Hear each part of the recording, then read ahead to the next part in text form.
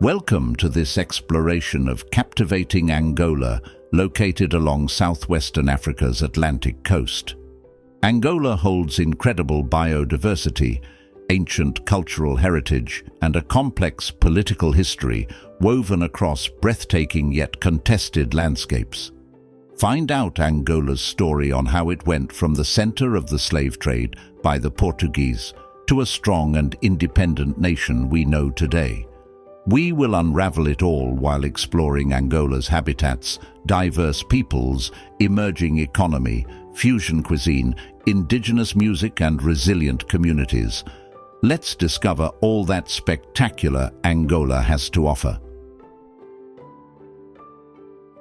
Prior to European contact, highly organized political states emerged across Angola around 500 to 1400 AD. In the north, the Congo Kingdom, with its capital Mbanza, Congo, traded with port cities across Central Africa and later adopted Christianity under Portuguese economic influence in the late 1400s. Further south, the Mbundu people of Angola established the large kingdom of Ndongo with its elaborately planned capital Cabasa by the mid-1500s when the Portuguese first arrived. Portuguese sailors like Diogo Caio first explored present-day Angola in the 1480s, seeking the Kingdom of Great Treasure and direct sea routes connecting Portugal to the lucrative Asian spice markets. However, colonization intensified only after Paulo Dias de Novais established Luanda, its current capital city, in 1575 with several hundred families of Portuguese settlers, initiating direct territorial conquest, motivated largely by imperial expansion and the slave trade. Portugal expanded its colony steadily inward, first via complex alliances and proxy rulers.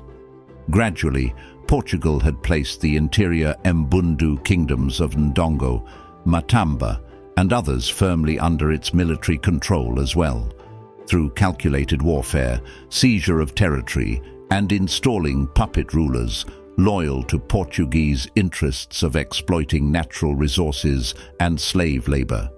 Brutal Portuguese colonial rule only intensified from here, with intensified slaving devastating Angola, along with waves of violence targeting indigenous resistance, killing over a third of Angolans prior to the 20th century.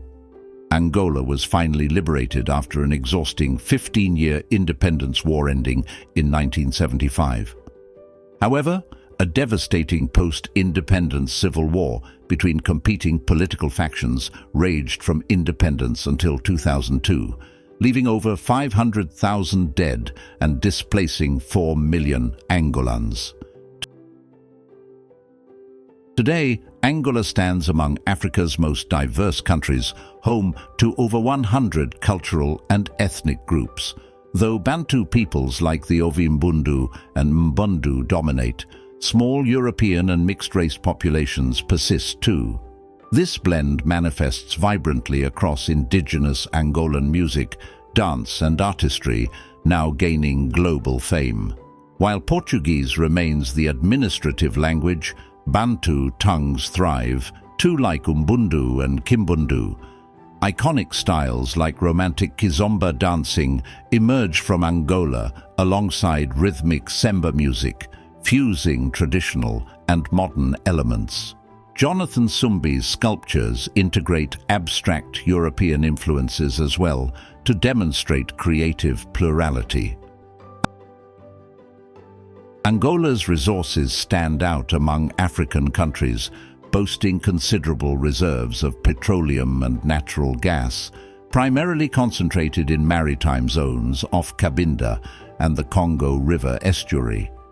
While most production occurs off the coast of Cabinda, onshore production near Soyo and Luanda, and prospecting as far south as Kwanza Sul contribute to the industry. The quality of crude oil remains generally high with a low sulfur content. Petroleum was first discovered in 1955, propelling Angola to become a major exporter in sub-Saharan Africa.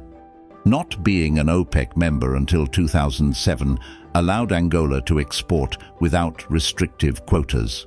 Its success is attributed to favorable geologic conditions, exploration achievements, and relatively low operating costs. Alluvial diamonds are widespread in the northeastern quarter of the country, with a significant proportion being gem-quality stones. Pre-independence, Angola ranked fourth globally in diamond exports by value, but post-independence output fluctuated due to historical events. The National Diamond Enterprise of Angola oversees diamond concessions and licenses buyers.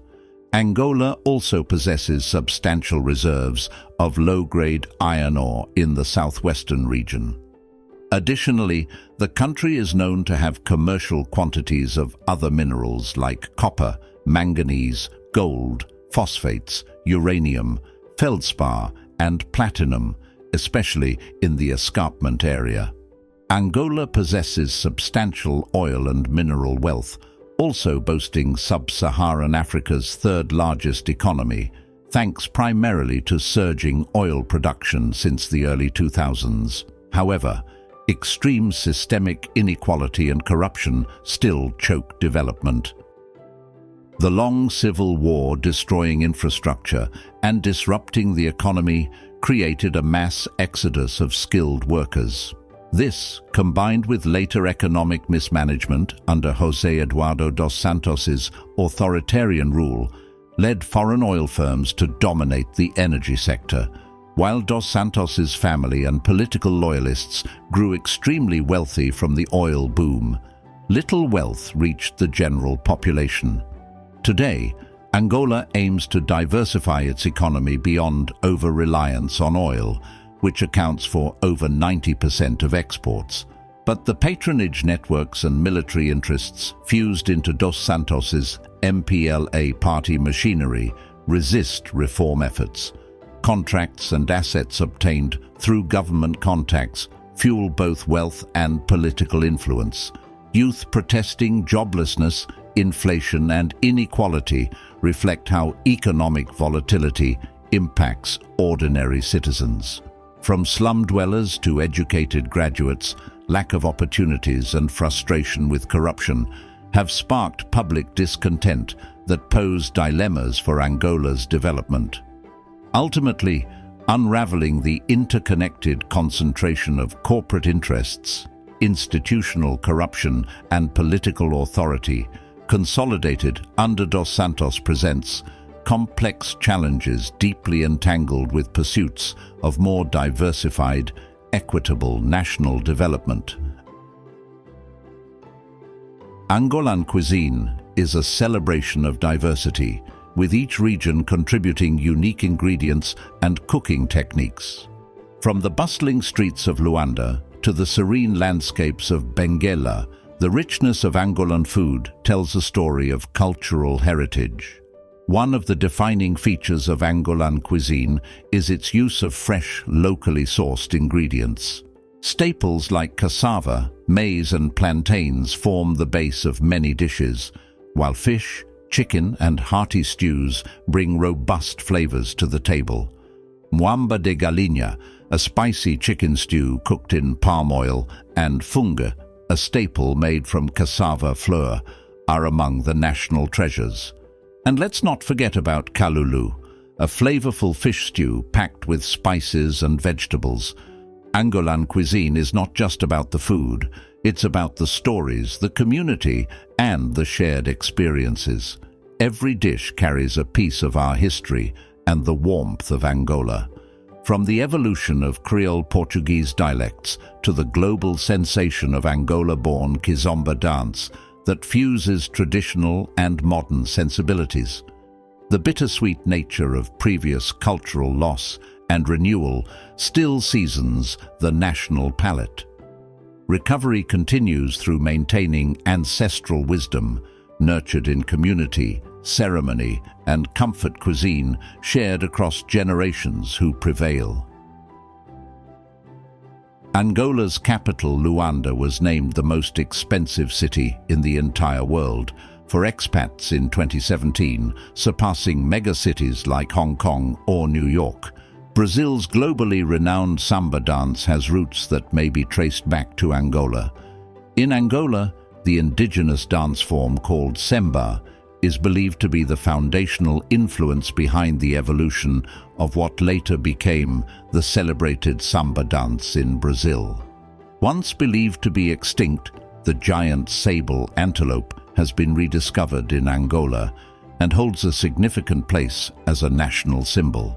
This remarkable animal is renowned for its colossal horns, with males boasting horns that can extend up to around 5.5 feet or 165 centimeters in length. If you enjoyed this video on Angola, you'll love this next video.